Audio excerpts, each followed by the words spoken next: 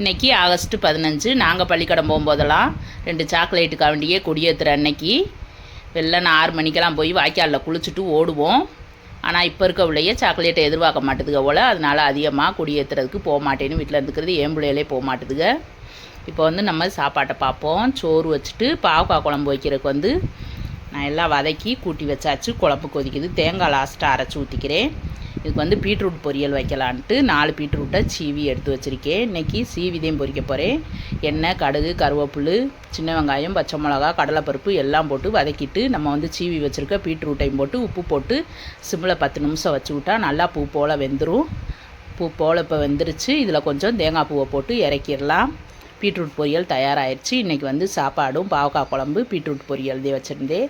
அடுப்பு எல்லாம் நல்லா க்ளீனாக தொடச்சி விட்டுட்டு இப்போ சாப்பாடை போட்டு சாப்பிடுவோம்.